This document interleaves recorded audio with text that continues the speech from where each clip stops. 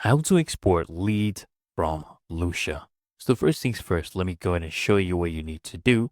For example, let's say we go and get some leads. So click on search and we're searching for a specific filter. Let me go ahead and do this one right here.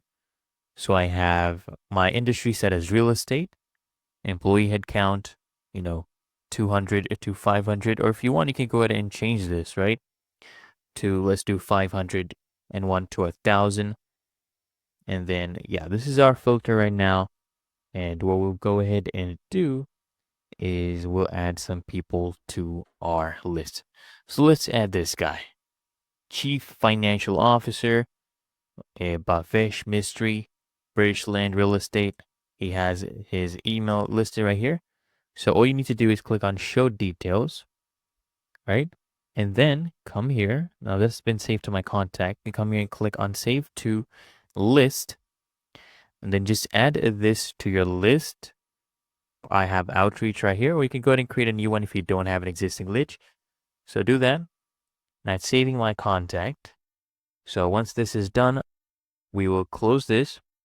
Now what you need to do is come scroll down here where it says my list. Under here, you'll see your list. I have mine called outreach. So this is how simple it is to export. Okay.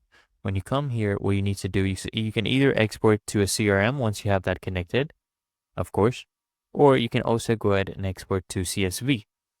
So I can select all the contacts. I can export to a CRM, but of course you'd have to connect that first. We have Salesforce, HubSpot, Outreach, Zoho as well. I'll go ahead and close this first and I'll show you how to do this with a CSV. So just come and click on export to CSV and your contact will be exported right now. It's to start downloading. It's really that easy and simple, guys.